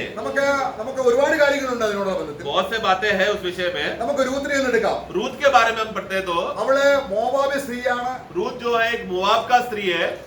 അടുത്ത 10 തലമുറ പോലും ദൈവസന്നിധിയിൽ വരാൻ യോഗ്യതയില്ല. और वो प्रभु ने जो उनको बोला क्या था कि 10 के 10 पीढ़ियां भी तेरे मोआब के लोग तू मेरे उपस्थिति में नहीं आ सकते. അവൾക്ക് ഒരു യോഗ്യതയുമില്ല. मतलब उसको कोई भी योग्यता नहीं है परमेश्वर के सामने खड़े रहने के लिए. അവളുടെ ഭർത്താവ് മരിച്ചു, उसका पति मर गया, അവൾക്ക് ഇനി ഒന്നുമില്ല. उसके पास अभी आश्रय के लिए कुछ भी नहीं है. പക്ഷെങ്കിൽ परंतु അവൾ എങ്ങനെയാണ് കർത്താവായ യേശുവിന്റെ മുത്തശ്ശിയായി തീർന്നത്? परंतु वो कैसा प्रभु का दादी बन गई. അവൾ നവോമിയുമായിട്ട് ഉടമ്പടി ചെയ്തു. उसने नवोमी के साथ एक वाचा बांधा. നീ ഇന്നുകളിൽ നിന്നും വേർപിരിയാൻ എന്നോട് പറയരുത്. एक बात बस मुझसे तू मना करना कि ये बात मुझको नहीं बोलना कि मैं तुझे छोड़कर जाऊं. ये बात मुझको नहीं बोलना. നിന്റെ ദൈവം എന്റെ ദൈവം. आपका परमेश्वर मेरा परमेश्वर. നീ ജീവിക്കുന്നിടത്ത് ഞാൻ ജീവിക്കും. तू जिस शहर में रहेगी वहां पर मैं भी रहूंगी. നീ മരിക്കുന്നിടത്ത് ഞാൻ മരിക്കും. तू जहां पर मरेगी वहां पर मैं मरूंगी. എന്താണ് ഇതിന്റെ അർത്ഥം? इसका मतलब क्या है? നമ്മൾ ഏതുമില്ലാത്തവരാണ്. मैं कि हम लोग कुछ भी नहीं है, हमारा कोई भी वैल्यू नहीं है. അവിടുന്നാണ് ദൈവം നമ്മളെ സ്വീകരിച്ചത്. ऐसे स्थान से प्रभु ने हमको स्वीकारा, अपनाया ക്രിസ്തുവിനോട് ചേർത്ത് വെച്ചു. और हमें मसीह के साथ जोड़ा. ഇനി ക്രിസ്തുവിനോട് നമ്മൾ പറയുകയാണ്, अभी हम मसीह को कह रहे हैं നിന്റെ മരണം എന്റെ മരണം, आपका मृत्यु मेरा मृत्यु, നിന്റെ ജയം എന്റെ ജയം, आपका जय मेरा जय, നിന്റെ ദൈവം എന്റെ ദൈവം. आपका परमेश्वर मेरा परमेश्वर. ഇങ്ങനെ ക്രിസ്തുവിനോട് ഉടമ്പടി ചെയ്താൽ इस तरह मसीह के साथ जब हम वाचा बांधते हैं, ഏതുമില്ലാത്തതിനെ ദൈവം തിരഞ്ഞെടുത്ത് എന്തിനാണെന്നറിയാമോ? प्रभु ने जो कुछ भी नहीं है, जो बहुत ही कुलीन है, जिसका कोई भी वैल्यू नहीं है, ऐसे लोगों को क्यों चुना? ताकि जो लोग सोचते हैं कि हमारे पास है उन लोगों को लज्जित करने. അവരെ ലജ്ജിപ്പിക്കാൻ വേണ്ടി. मैं നമ്മള് ഇതിന്റെ അവസാന ഭാഗത്തേക്ക് വരുമ്പോൾ आखिरी भाग में आ गए हैं. ഇനി നമ്മൾ എങ്ങനെയാണ് ലജ്ജിക്കാൻ പോകുന്നത് നോക്കാം. अभी कैसा लोगों को लज्जित करते हैं या लोग लज्जित हो जाएंगे वो देखेंगे. നമ്മളെ മത്തായി സുവിശേഷം 26 അധ്യായം मत्ती का पुस्तक उसका 26वां अध्याय, मैथ्यू 26, അതിന്റെ 63 64 വാക്യങ്ങളും 63 64 पढ़े. परंतु यीशु चुप रहा. तब महायाजक ने उससे कहा, मैं तुझे जीवित परमेश्वर की शपथ देता हूँ कि यदि तू परमेश्वर का पुत्र मसीह है तो हमसे कह दे. यीशु ने उसे कहा, तू अपने आप कह दिया, वरन मैं तुमसे यह भी कहता हूँ कि अब से तुम मनुष्य के पुत्र को सर्वशक्तिमान के दाहिने ओर बैठे और आकाश की बादलों पर आते देखोगे. നിങ്ങൾ കാണും. तुम लोग देखोगे. ആരോട് പറയാണ്? किसको कह रहे हैं? वहां पर महायाजक है. പിന്നെ അവിടെ ആരുണ്ട്? उसका 57 से पढ़ते समय में या शास्त्री लोग हैं ശാസ്ത്രി ലോകമുണ്ട് और या फरीसी लोग हैं और प्राचीन लोग हैं, ഓക്കെ. पूर्णिया लोग हैं. ഇവരെല്ലാം ആരാണ്? ये लोग सब कौन है? യേശുവിനെ ക്രൂശിച്ചവരാണ്. ये लोग कारण थे जो मेन यीशु को क्रूस पे चढ़ाने का प्रेशर डाला था. നമ്മൾ നേരത്തെ ചിന്തിച്ച രീതിയിലുള്ള मतलब हमने जो पहला हमने जो सोचा था, അവർ ബലമുള്ളവരാണ്. ये लोग कौन है? अपने आप में वो लोग क्या सोच रहे हैं कि हम लोग बलवान लोग हैं. അവര് ജ്ഞാനികളാണ്. ये लोग सोच रहे हैं कि ये लोग बहुत बड़ा ज्ञानी लोग हैं. യേശുവിനെ കൊല്ലത്തക്ക അധികാരം അവർക്കുണ്ട്. എല്ലാവരും ഉണ്ട് അവർക്ക്. और उन लोग के पास इतना सामर्थ्य और अधिकार है कि यीशु को कैसा क्रूस पे चढ़ाकर उसको मार डाले, सब प्रकार का प्लानिंग और अधिकार इनके पास है. പക്ഷെങ്കിൽ परंतु അവരിപ്പോൾ എവിടെയാണ്? अभी वो लोग कहां पर है? അവര് നരകത്തിലാണ്. वो लोग सब लोग पाताल में है, नरक में है. കർത്താവായ യേശു ക്രിസ്തു जब प्रभु यीशु मसीह മഹത്വത്തോടെ വരുമ്പോൾ, महिमा में जब तेज में आएगा, സഭയോടെ വരുമ്പോൾ, मंडली के साथ आएगा, അവർ അവിടെ കിടന്നുകൊണ്ട് तब वो लोग पाताल से നിങ്ങൾ കാണും. तुम लोग देखो. प्रभु ने बोला तुम लोग देखोगे. कहां से देखेंगे वो लोग? ये लोग सब पाताल से देख रहे कि प्रभु कैसा महिमा से रखकर रूप तजकर महिमा लेकर आकर मंडली के साथ तेजोमय होकर खड़ा है करके. അപ്പൊ നമ്മൾ ചിന്തിക്കും ദൈവത്തിന് മഹാപുരോഹിതൻ എങ്ങനെ നരകത്തിൽ പോകുന്നുണ്ട് അല്ലേ? तब हम लोग एक बात विचार ऐसा आएगा, परमेश्वर का महायाजक कैसा नरक जा सकता है? ആ സമയത്ത് क्योंकि उस समय में यीशु के टाइम में क्या हुआ? എത്ര മഹാപുരോഹിതന്മാരുണ്ട്? यीशु के टाइम के जमाने में कितना महायाजक लोग थे? ഒരു മഹാപുരോഹിതൻ മാത്രം ഉണ്ടാകേണ്ട സ്ഥാനത്ത് परमेश्वर का वाणी के अनुसार, व्यवस्था के अनुसार मूसा के द्वारा जो दिया गया था, और उनको पीढ़ी पीढ़ी जब वो लोग महायाजक बनते समय में तेरा घर का एक ही पुत्र महायाजक बनेगा, या उस समय में सिर्फ एक ही व्यक्ति महायाजक रहेगा करके परमेश्वर ने वाणी दिया था. നമ്മൾ യോഹന്നാന്റെ സുവിശേഷം 18 12 13 വാക്യങ്ങൾ വായിക്കുമ്പോൾ यूहन्ना का सुसमाचार 18 अध्याय उसका 12 और 13 जब पढ़ते हैं, तब सैनिकों और उनके सूबेदार और योगियों के प्यादों ने यीशु को पकड़कर बांध लिया और पहले उसे हन्ना के पास ले गए, क्योंकि वह उस वर्ष के महायाजक कैफा का ससुर था. അവിടെ അന്നാവ് എന്ന് പറയുന്ന ആടെ മരുമോനാണ് കയ്യഫ. मतलब जो अन्ना जो है कैफा का ससुर था। ആ അതിന്റെ അർത്ഥം എന്താണ്? मतलब क्या है? അഹരോന്റെ പുത്ര ആ വംശപാരമ്പര്യയിൽ मतलब आरोन का अगर वंश का पीढ़ी पीढ़ी पीढ़ी अगर देखा जाए तो അന്നാവിന് ഇനി അടുത്ത മഹാപുരോഹിതനാകേണ്ട ആളില്ല. കാരണം മകളായിട്ടാണ് ജനിക്കുന്നത്. അതിന്റെ അർത്ഥം പൗരോഹിത്യം അതോടെ തീർന്നു. मतलब अन्ना अन्ना जो है, जो प्रभु के जो वंश के हिसाब से देखा जाए तो जो महायाजक बनना चाहिए, वो बन जाने के बाद अगला पीढ़ी जो है वो बनता महायाजक। परंतु उसको क्या जन्म लिया घर में? एक पुत्री, एक बेटी जन्म लिया। तो उसका मतलब क्या है कि प्रभु ने महायाजक का जो सिलसिला, जो सेवा का जो कार्य है, वो बंद कर दिया। അപ്പോൾ അവരെന്ത് ചെയ്തു?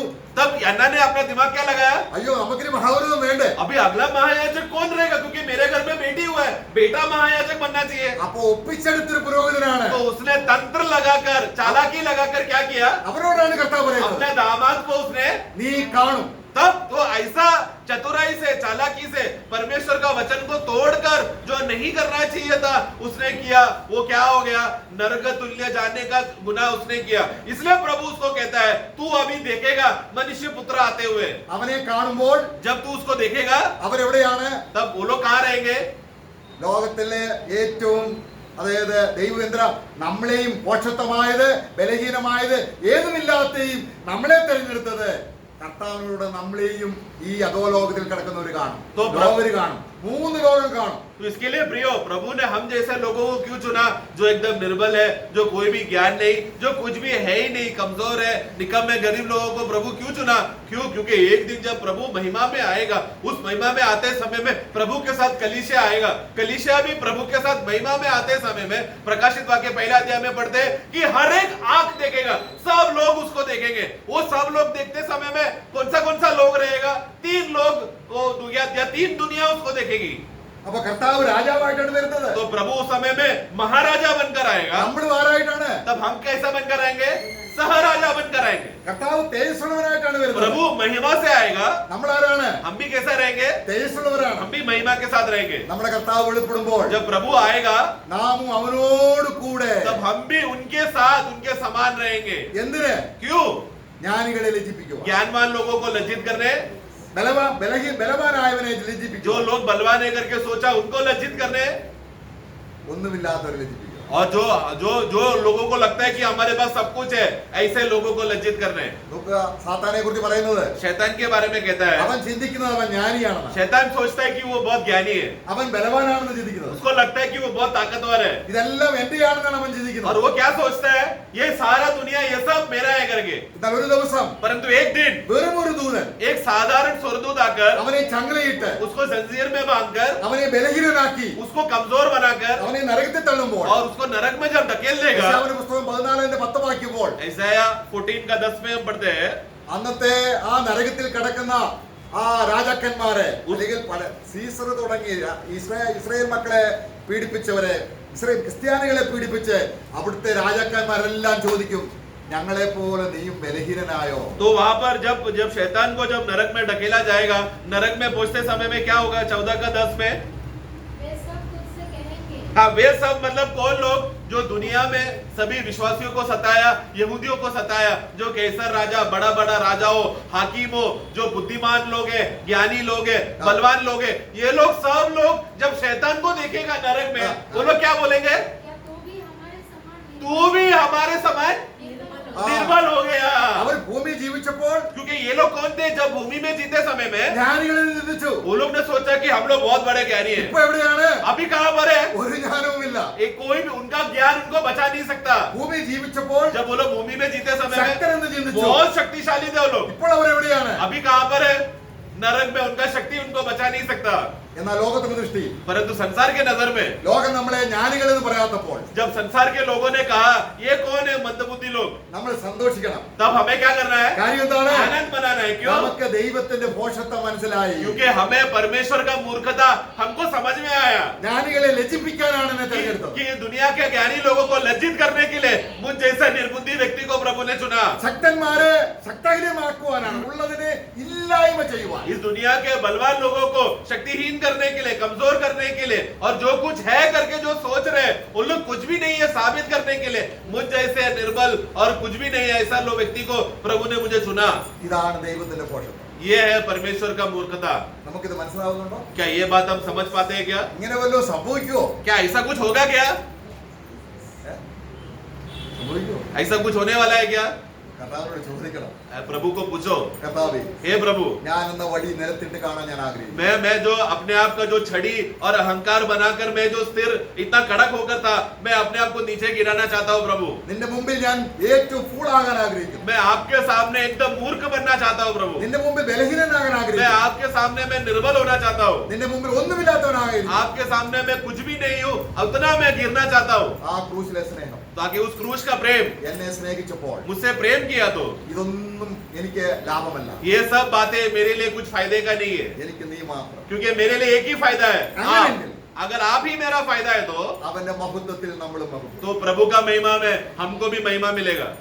അവൻ പറയുകയാണ്, प्रभु कहता है, മഹാപ്രഭുവിനോട് പറയുകയാണ്, महायाजक को उससे कहा, നിങ്ങൾ കാണും. तुम लोग देखोगे।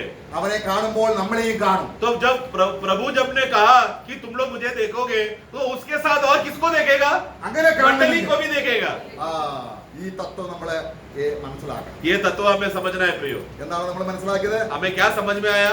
हमने क्या समझा अभी तक? പോഷത്വമായത്, जो प्रभु जो सबसे बड़ा मूर्खता है, ഏറ്റവും ബലഹീനമായത്, जो सबसे निर्बल है, ഒന്നുമില്ലാത്തതിനെ जो कुछ भी नहीं है, ദൈവം തെരഞ്ഞെടുത്തതിന്റെ പിന്നിലെ ദൈവത്തിന്റെ ജ്ഞാനം, ऐसा 3 प्रकार के अवस्था के लोगों को चुनने के लिए परमेश्वर का ज्ञान, परमेश्वर का बल और परमेश्वर का सामर्थ किस रीति से प्रभु ने इस्तेमाल किया हमें चुनने के लिए। Praise the Lord. Praise the Lord. प्रभु सहायता करे।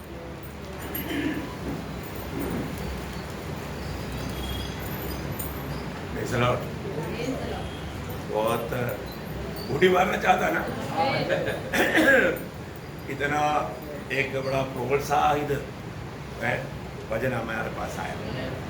मैं एक बात आपको बोलना चाहता हूँ, मतलब आप अगर समाचार सुनाता है, आपका पास कौन सा बीडी है, कौन सा एमडी है ना? दुनिया के लोग क्या चाहता है? दुनिया का बड़े बड़े डिग्रियाँ, है कि नहीं? परंतु प्रियो, प्रभु ने हमें योग्य बनाया। प्रभु यीशु मसीह का गवाह बनने के लिए, है ना, बहुत बड़ी बात है ना। ये बात आपको सबको मालूम, जब यीशु मसीह ये सब काम करके स्वर्ग में पहुंचा, ये मालव बाइबल में नहीं लिखा, भावना है। वहाँ पर मालव मिखाएल और गब्रिएल सब लोग आकर के प्रभु यीशु मसीह को पूछा, प्रभु जी आप जाकर के 33.5 साल दुनिया में जीवन बिताकर मानव जाति का उद्धार करने के लिए इतना बड़ा सूली की मृत्यु सह करके इतना बड़ा उद्धार तैयार करके आया सभी दुनिया को सुनाने के लिए, परंतु आपने किसको जिम्मेवारी देकर आया? कौन जाकर के उनको सुनाएंगे? आपने पिलातुस को बोला क्या? हेरोदा राजा को बताया क्या? नहीं तो उस समय का गमालियल उधरी है, गमालियल को बोला है क्या? प्रभु ने क्या बोला मालूम है? प्रभु ने बोला नहीं, उधर कुछ मछली पकड़ने वाला साधा लोग है। साधा लोग, अनपढ़ लोग, बोला मैं उन्हें सौंप कराया। Praise the Lord. प्रभु ने इतना महान उद्धार का बात किसको सुनाने के लिए जिम्मेवारी दिया? साधा लोगों को, है ना? स्वर्ग भी चकित हुआ, बाप रे ये साधा लोगों से ये क्या कैसे होगा? पत्रोस का प्रचार सुनने के समय में गमालियल जैसे बुद्धिमान लोग बोलने लगा, परमेश्वर की इतनी भेद की बात ये लोग कैसे बोलता? Praise the Lord.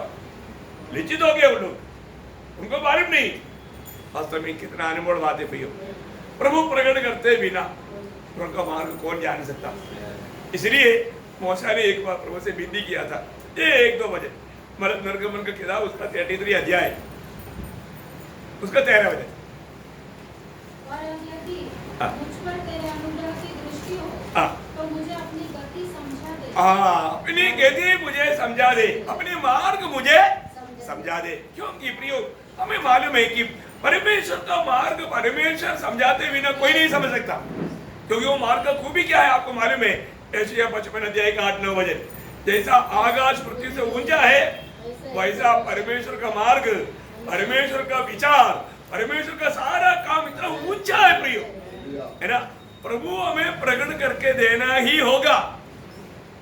प्रभु भक्तों को ये देगा, ये प्रभु भक्तों के लिए वायदा दिया। 1-2 वचन, भजन संगीता उसका 25 अध्याय का 12 वचन, प्रभु को बहुत धन्यवाद देता है। प्रभु ने हमारे लिए हाँ वह कौन है जो यहोवा का भय मानता है? हाँ। यहोवा उसको उसी मार्ग पर जिसे वह प्रसन्न होता है चलाएगा। देखा, प्रभु का भय मानने वालों को प्रभु अपना मार्ग बताएगा और चलाएगा। कितना बड़ी बात है ना। प्रभु का भय मानने वाला एक दिल हमारा है तो प्रयोग जरूर प्रभु अपने मार्ग में हमको ले चलेगा। कितना श्रेष्ठ बात है। आज बहुत लोग वो बात को नहीं समझ पाता, पर जो हमें हर रोज परखना है उसका 32 का 8 भी पढ़ना, भजन संहिता 32 का 8। मैं तुझे बुद्धि दूंगा, मैं तुझे बुद्धि दूंगा, इस मार्ग में तुझे चलना होगा, हाँ। उसमें तेरी अगुवाई करूंगा। कितना सुंदर बात है प्रिय, है ना। आज हमें प्रभु की ओर से, इसलिए वो अगुवाई करने के लिए प्रभु की आत्मा हमारे साथ है ना। कितना बड़ी बात है। मुझे एक बात का मानव याद आता है, जब मैं हिमाचल में अभी यीशु मसीह का गवाह बनता था, वहाँ पर पादरी जाकर के मानव जीओसी के पास जाकर के कंप्लेन किया, साहब सुसमाचार सुनाने के लिए हम लोग आते, देखो हम लोग क्या पढ़ना है और हमारे पास डिग्रियां है, वो कौन है? देखा है। तब उसने बोला, मैं आप लोगों के पास कितनी बार आया और उसके मुंह से मैंने जो सुना, ऐसा कभी आपको मुंह से सुना ही नहीं बोला। उसका पूरा बत्ती बुझ गया। प्रियो, वास्तव में कितना अनमोल बात है ना। प्रभु की महिमा के लिए किसको चुना है? प्रभु ने चुना हुआ मूर्ख को चुना, प्रभु ने चुना बलहीन को चुना, प्रभु ने चुना जो कुछ भी नहीं है। हालेलुया। प्रियो, हम कितना प्रभु को आभारी होकर प्रभु को महिमा करना चाहिए ना। कितना भी स्तुति करेगा तो बहुत कम है, बहुत कम है। तो प्रभु सबको आशीष दे। बहुत सुंदर वचन के द्वारा मैं आपको सोचता है कि इतना गहरा संदेश है। प्रभु का कार्य कितना अद्भुत है प्रियो।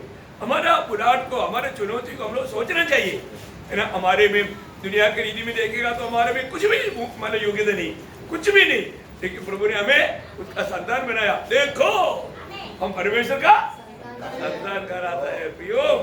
इतना बड़ी बात है, कोई छोटी बात है क्या? हमें प्रभु ने क्या बनाया प्रियो। हम लोग कितना आभार भरे दिल से प्रभु का भक्ति करना चाहिए, प्रभु को महिमा देना चाहिए। ये समय प्रभु ने, प्रभु के दासों को प्रभु ने बहुत सामर्थ्य के साथ इस्तेमाल किया। प्रभु को सारी महिमा मिले। आमीन।